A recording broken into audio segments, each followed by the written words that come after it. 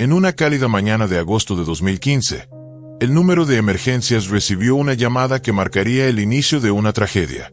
Al otro lado de la línea, con la voz temblorosa y entrecortada, Tom Martens reportaba un violento altercado con su yerno. «Está ensangrentado. Temo haberlo matado», confesó. El operador, consciente de la gravedad de la situación, envió de inmediato asistencia médica. La línea quedó entonces en manos de su hija, visiblemente alterada. La voz serena del despachador le recordó: «Concéntrate. Usa tu entrenamiento, no tus emociones. Tenemos que intentar revivir a tu esposo. Lista para iniciar las maniobras de reanimación». Mientras tanto, las sirenas rompían el silencio de un vecindario de alto nivel en Winston-Salem, Carolina del Norte.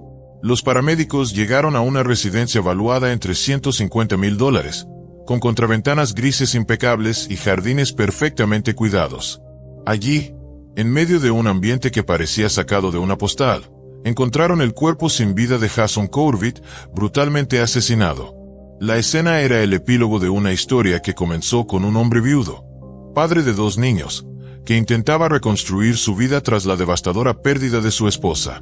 En su camino apareció una mujer joven, que en un principio parecía un faro de esperanza, alguien dispuesta a cuidar de esos pequeños y devolver algo de luz a una casa ensombrecida por el duelo.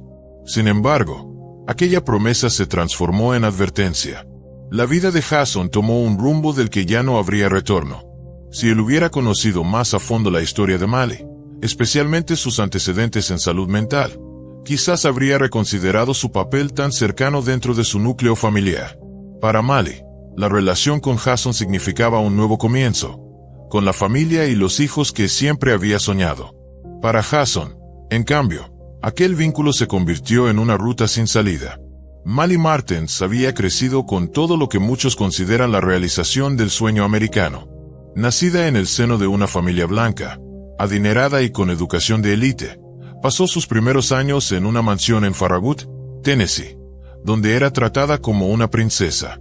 Los vecinos la describían como una niña reservada, algo tímida, pero con gran destreza en la natación, aunque sus constantes ausencias por supuestos problemas de salud limitaban su vida escolar. Con la mudanza a la exclusiva zona de Fox Run, continuó su educación en Farragut High School y se unió al equipo de natación. Aunque no era la mejor del grupo, en su mundo personal se sentía invencible. Su madre, Sharon, poseía un doctorado en matemáticas por la prestigiosa Universidad de Emory, en Georgia. Su padre, Tom, era un agente del FBI y abogado experimentado. Juntos inculcaron una máxima inquebrantable: el éxito se mide solo por los logros, sin importar si son reales o aparentes. Los Martens se proyectaban como un pilar respetable de la comunidad, obsesionados con la imagen de prestigio, riqueza y herederos perfectos.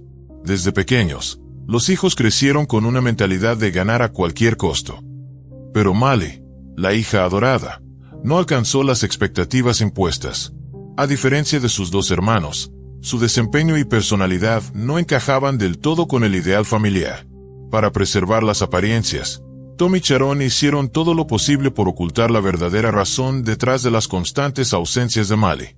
El supuesto problema en su pie izquierdo era solo una cortina de humo. En el trasfondo, había una historia mucho más compleja, un peso emocional que arrastraba desde niña y que, con el tiempo, se volvería determinante en los acontecimientos que marcarían el destino de todos los involucrados. La residencia en Winston-Salem, escenario del crimen, había sido el sueño hecho realidad de Jason, un lugar para criar a sus hijos en paz. Pero aquella mañana, las alfombras y paredes parecían absorber el silencio helado que solo la muerte deja tras de sí. Los paramédicos intercambiaban miradas, conscientes de que estaban ante algo más que un simple altercado doméstico. Era un acto de violencia cruda, calculada, y con heridas que contaban una historia distinta a la narrada por los presentes. Ese contraste entre la imagen impecable de Mali y su trasfondo oculto creaba una tensión latente. Para quienes la conocían superficialmente, era la hija de un agente federal, una joven con modales refinados y buena educación. Pero bajo esa fachada se escondían inseguridades profundas, resentimientos y una relación complicada con la exigencia familiar. La princesa perfecta no lo era tanto, y quienes se acercaban demasiado corrían el riesgo de descubrirlo demasiado tarde. En esa primera escena de la investigación, con el cuerpo de Jason en el suelo, los ojos de los oficiales empezaron a registrar cada detalle. El orden meticuloso de la casa contrastaba con el caos de la violencia. Fotografías familiares sonreían desde los estantes, testigos mudos de un pasado que ya no volvería. Y mientras la tensión se apoderaba del ambiente, la historia de cómo habían llegado hasta ese punto apenas comenzaba a revelarse. El dolor que Mali decía sufrir, con sus múltiples hospitalizaciones y cirugías, no se debía a una dolencia física. La verdadera raíz de sus ausencias escolares estaba en su salud mental. Tom y Sharon, obsesionados con mantener intacta la imagen perfecta de su familia, decidieron guardar ese secreto celosamente, evitando que se filtrara fuera de las paredes de su lujosa mansión. Solo unos pocos sabían lo que realmente sucedía en su hogar. Con la influencia y contactos de sus padres, Mali logró aparentemente ingresar en 2003 a la Universidad de Clemson, una de las más reconocidas de Estados Unidos. Su fotografía apareció en el anuario como estudiante de primer año, pero al año siguiente, en 2004, su rastro académico desapareció sin explicación. Pronto comenzó a trabajar en un salón de belleza en Knoxville llamado Vice Beauty, donde conoció al estilista Jeremy Taylor. La relación duró 1 año y medio, y durante todo ese tiempo, Jeremy creyó que los problemas en la pierna de Mali y las supuestas cirugías eran la razón de sus frecuentes ausencias laborales. Admiraba su habilidad para el ballet y el baile, y nunca cuestionó el desgaste extremo que ella afirmaba sufrir en el pie. Tras la ruptura con Taylor, Mali se inscribió en un sitio de citas y comenzó una relación virtual con Kate McShane. El 22 de febrero de 2007, casi 1 año antes de conocer al viudo padre de 2, Mali y Kate tuvieron su primera cita. Fue a él a quien por primera vez le confesó que padecía trastorno bipolar y otros problemas asociados. Kate, que también sufría de fatiga crónica y depresión, decidió apoyarla. 1 mes después ya vivían juntos. Mali consiguió empleo como niñera, asistía a terapia y, en apariencia, todo iba bien. Pero la calma duró poco. Mali contrajo una grave infección por estafilococo, y el tratamiento antibiótico interactuó con su medicación psiquiátrica, provocando un drástico cambio en su comportamiento. Kate relató que, en determinado momento, ella tomaba 16 pastillas diarias prescritas por su psiquiatra, más otras 10 según necesidad. La mayoría de estas eran para tratar su trastorno bipolar y una psicosis maníaco-depresiva diagnosticada. Con el tiempo, Mali dejó de dormir por completo y la relación empezó a desmoronarse. En un intento desesperado por salvar el vínculo, Mali le dijo a Kate que quería quedar embarazada. Siempre decía que los niños la harían feliz, recordaría él más tarde. Finalmente, lo consiguió. Kate sintió terror, consciente de la cantidad de medicamentos que ella tomaba. El 16 de septiembre de 2007, Mali perdió el embarazo en sus primeras semanas. Kate admitió que, aunque ella quedó destrozada, él sintió alivio, pensando que era lo mejor para ambos. 5 meses después, en febrero de 2008, y sin señales de mejoría, Mali fue internada en la unidad psiquiátrica de un centro de rehabilitación médica en Atlanta, Georgia. El costoso tratamiento fue pagado por sus padres. Apenas unos días después de recibir el alta, le dijo a Kate: «Quiero irme a trabajar como niñera a algún lugar de Europa». Él interpretó esas palabras como un indicio de recaída y no le dio importancia a un anuncio en línea donde ella ofrecía sus servicios. Sin embargo, poco después, Mali le comunicó que había conseguido un empleo en Irlanda y que se marcharía por un tiempo. El anuncio había sido respondido por Jason Corbett. Lo que él no sabía en ese momento, y que cambiaría el rumbo de su vida para siempre, era la magnitud de las batallas internas de la joven que estaba a punto de llevar a su hogar. En la mente de Mali, aquella oportunidad representaba un escape, una forma de dejar atrás un pasado lleno de expectativas frustradas y tratamientos médicos interminables. Pero también era una apuesta arriesgada, un nuevo comienzo en tierras lejanas, rodeada de extraños, cuidando a niños ajenos como si fueran propios. Para Jason, en cambio, la llegada de esa niñera parecía la solución perfecta para estabilizar su hogar y devolver algo de alegría a sus hijos tras la pérdida de su madre. Ninguno de los dos podía prever que estaban poniendo en marcha una cadena de eventos que terminaría en tragedia. En Irlanda, Jason se encontraba todavía en proceso de duelo.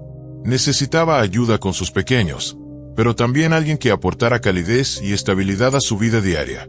La oferta de Mali encajaba en sus necesidades.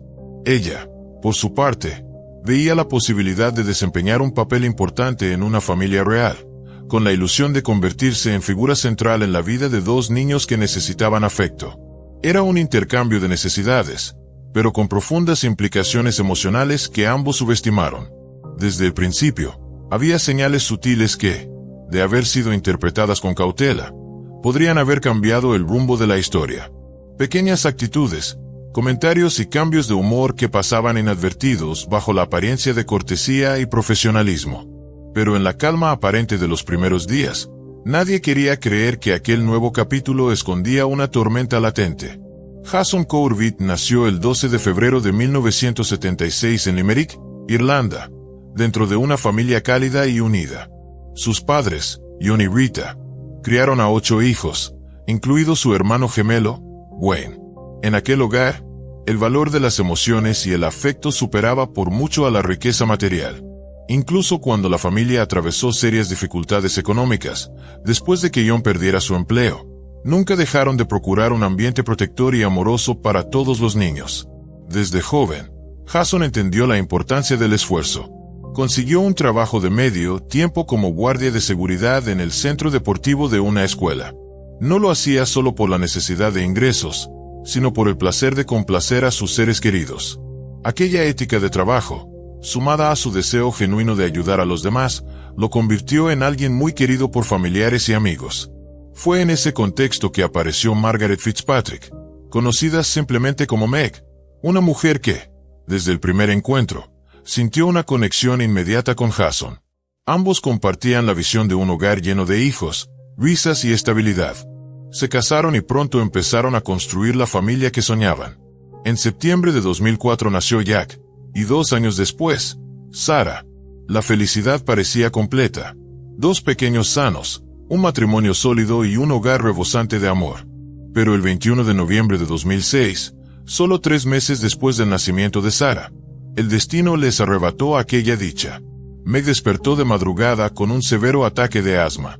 La intervención médica no logró salvarla y murió en el hospital.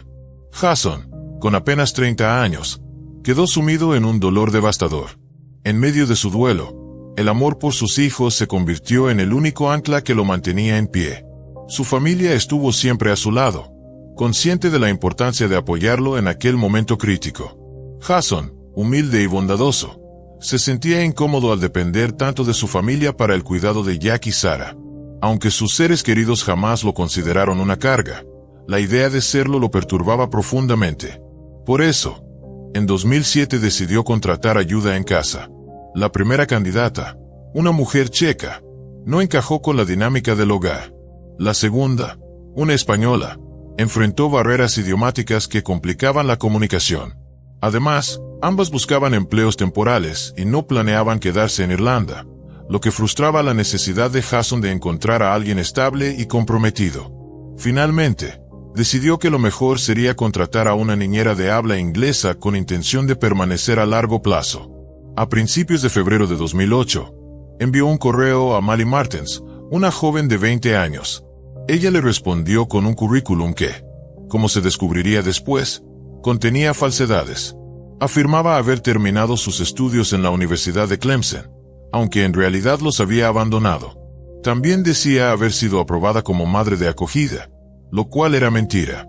En su solicitud, omitió cualquier referencia a su reciente hospitalización psiquiátrica y a sus problemas de salud mental.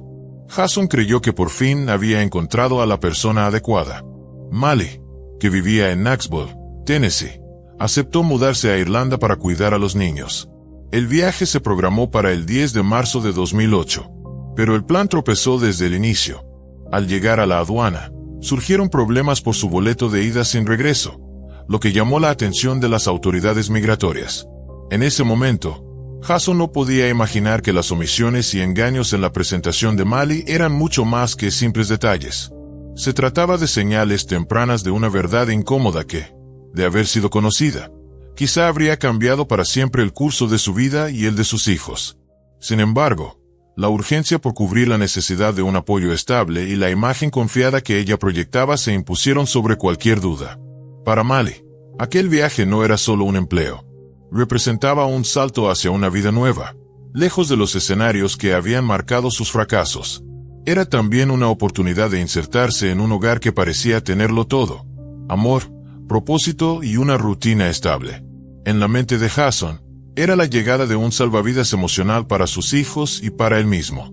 El instante en que ella cruzó el umbral de la casa en Irlanda, con una sonrisa medida y promesas de dedicación, marcó el inicio de una convivencia que en apariencia ofrecía estabilidad, pero que, en las sombras, gestaba un destino mucho más oscuro del que cualquiera de ellos podía sospechar. Mali no pudo explicar con claridad cuánto tiempo planeaba permanecer en Irlanda ni contaba con una visa de trabajo. Sin embargo, logró resolver los inconvenientes y finalmente obtuvo permiso para entrar. Apenas 2 semanas después de su llegada, la joven estadounidense, con un tono alegre, llamó por teléfono a Kate para decirle que no regresaría.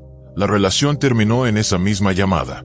Sarah y Jack, los pequeños de Jason, se encariñaron rápidamente con su nueva niñera. Jason se sentía aliviado al ver cómo la vida empezaba a recuperar cierta estabilidad. Mali cuidaba bien de los niños, y eso le daba paz mental. Con el tiempo, la relación entre empleador y niñera comenzó a transformarse. Jason empezó a invitarla a salir, y poco a poco, nació un romance. Aun cuando su historia de amor comenzó bajo circunstancias poco convencionales, pronto enfrentaron la realidad de la convivencia. La etapa inicial, marcada por la novedad y la ilusión, dio paso a desafíos cotidianos. Jason, consciente de que la relación no era perfecta, se tranquilizaba recordando lo bien que Mali trataba a sus hijos. Para él, ese vínculo entre ella y los pequeños era razón suficiente para seguir adelante. En 2010, se comprometieron. Jason estaba enamorado de su nueva pareja. Lo más importante, creía que sus hijos también la querían profundamente. Fue entonces cuando Mali propuso mudarse a Estados Unidos, diciendo que extrañaba su tierra natal. Jason, sabiendo que Sarah y Jack también la echarían de menos, aceptó. Un año después, consiguió un traslado a una fábrica en Lexington, Carolina del Norte, y vendió su casa en Irlanda. Ese mismo año, la pareja se casó en una gran ceremonia en Knoxville, Tennessee, la ciudad natal de Mali. Su padre, Tom Martens, la llevó al altar, mientras Jack y Sarah participaban como paje y niña de las flores. Jason adquirió una lujosa residencia en un vecindario exclusivo, con campo de golf de 18 hoyos, alberca, canchas de tenis, áreas de juego y parques. Pagó $58,300 en efectivo. Las primeras señales extrañas aparecieron durante la propia celebración de la boda.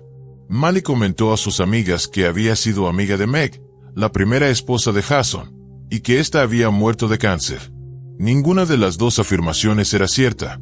Meg había fallecido en 2006, antes de que Mali conociera a Jason, y la causa había sido una enfermedad respiratoria, no cáncer.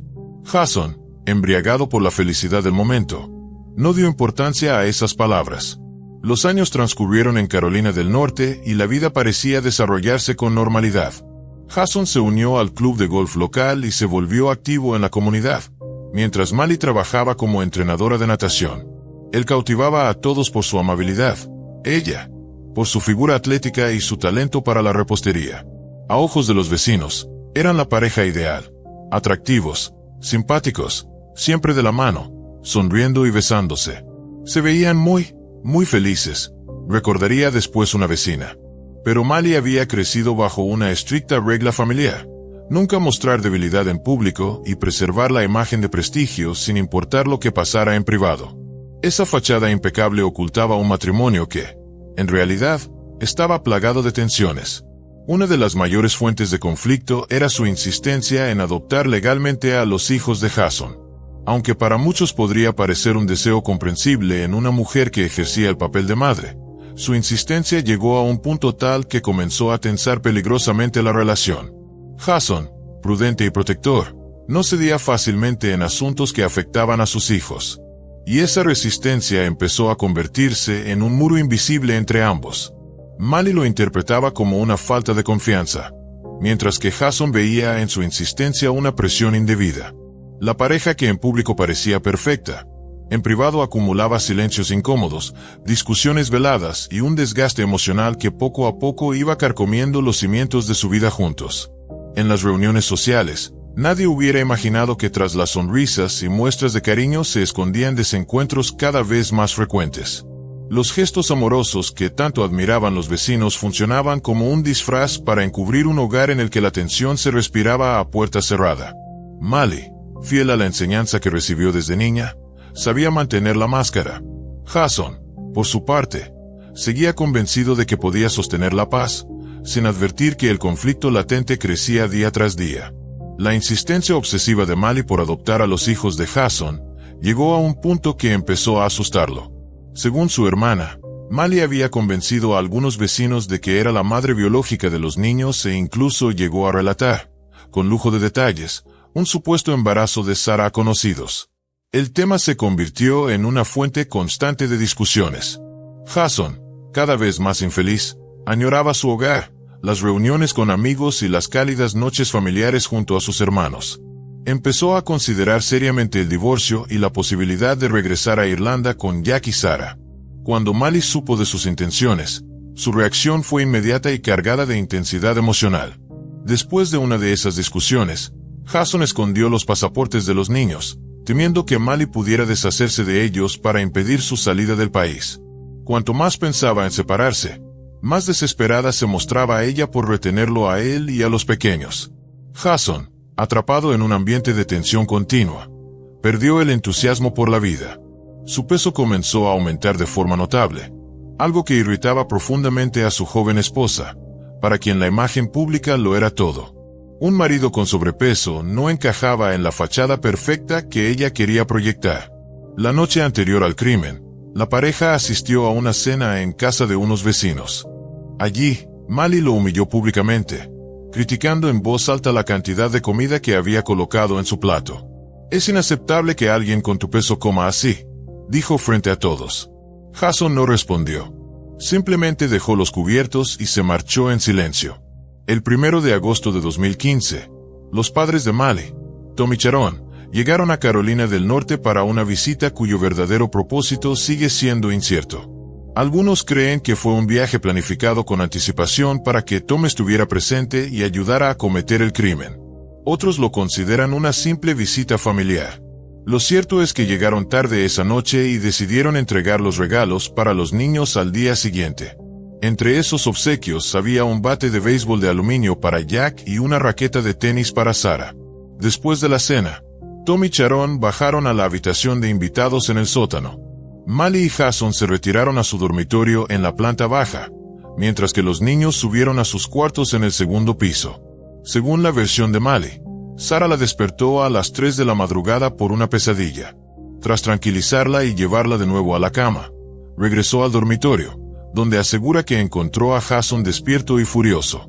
Afirma que comenzaron a discutir y que la situación se volvió violenta.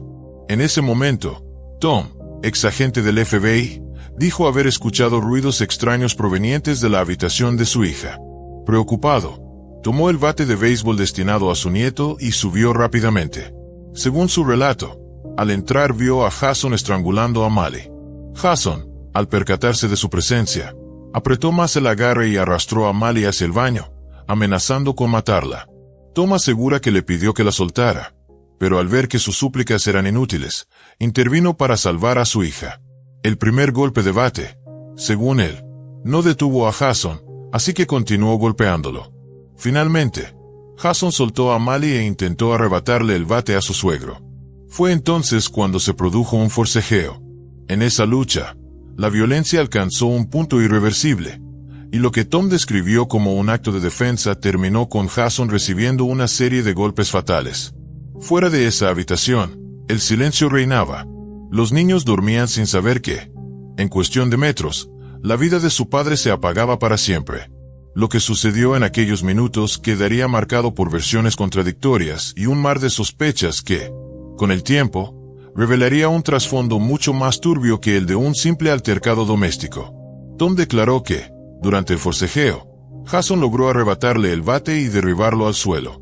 Según su versión, Mali, presa de un miedo extremo, Tomó un ladrillo que supuestamente estaba en la mesa de noche y golpeó a Jason en la cabeza. Ambos, padre e hija, aseguraron que, creyendo luchar por sus vidas, continuaron atacando al hombre enfurecido hasta que se dieron cuenta de que ya no representaba una amenaza. Al llamar a emergencias, Tom describió lo ocurrido como una pelea en la que su yerno había agredido a su hija y en la que, ahora, Jason necesitaba atención médica urgente. Sin embargo, al llegar los servicios de rescate, la escena que encontraron distaba mucho de un simple acto de defensa propia. Las paredes y el suelo de la habitación estaban empapados de sangre. Incluso el techo y los muebles presentaban salpicaduras. El cráneo de Jason estaba tan destrozado que fragmentos de cuero cabelludo se encontraban dispersos por el piso. El forense anotó en su informe que el número exacto de golpes era imposible de determinar, ya que durante la autopsia pedazos de hueso caían sobre la mesa de examen. Los primeros agentes que llegaron notaron una discrepancia alarmante.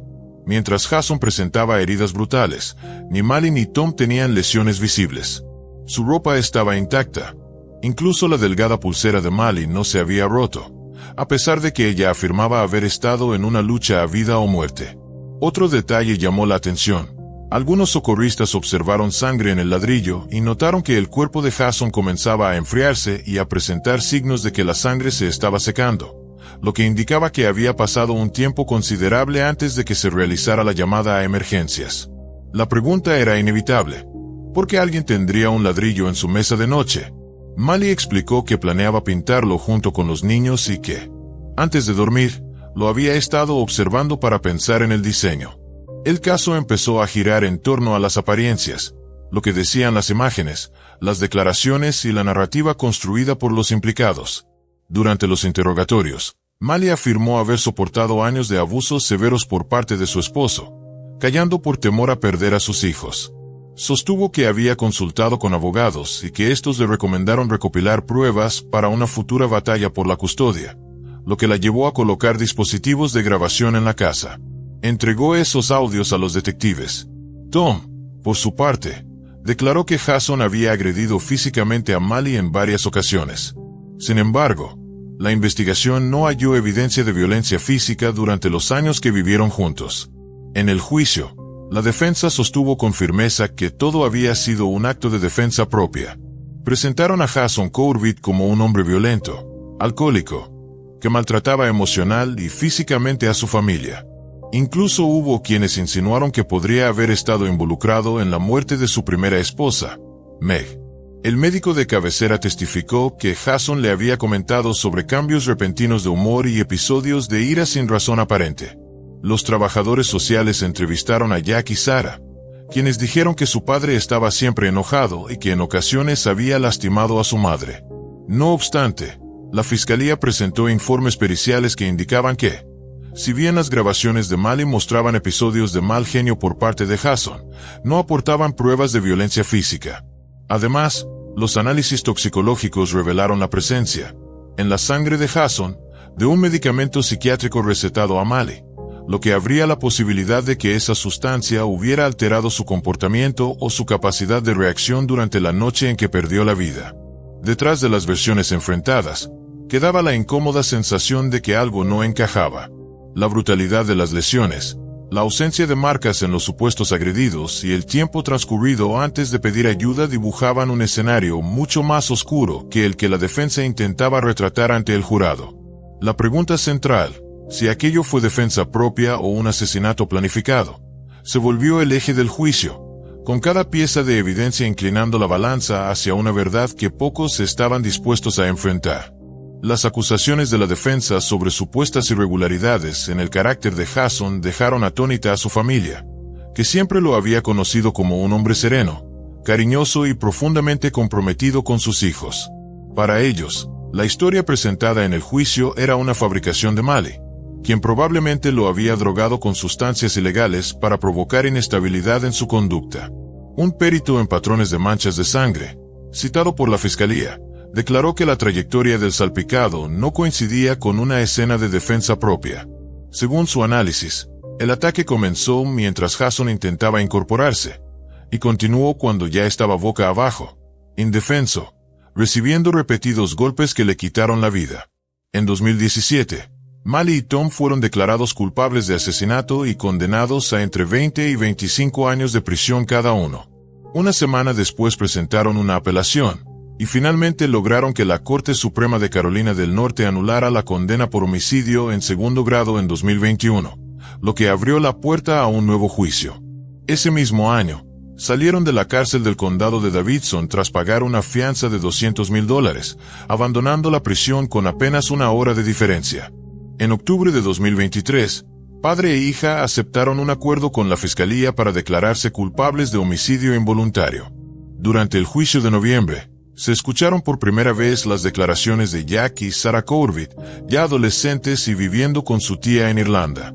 Sarah, de 17 años, afirmó que los testigos y abogados de la defensa habían distorsionado sus palabras cuando ella tenía 8 años para favorecer a Mali y a Tom. Mali me enseñó a robar, a provocarme el vómito y a mentir. Pegaba a mi hermano y lo dejaba sin comer. Cuando yo tenía 5 años, me dijo que mi padre había matado a mi madre. La quise mucho, y ella me manipuló, confesó. Jack, por su parte, admitió que mintió a los investigadores cuando tenía 10 años. Perdí gran parte de mí desde ese día. Mis palabras fueron usadas como un arma para ayudar a Mali y a Tom a evitar un castigo justo. Nunca vi a mi padre lastimar a Mali. Él era un hombre amoroso y honorable, y ellos hicieron todo por destruir su buen nombre.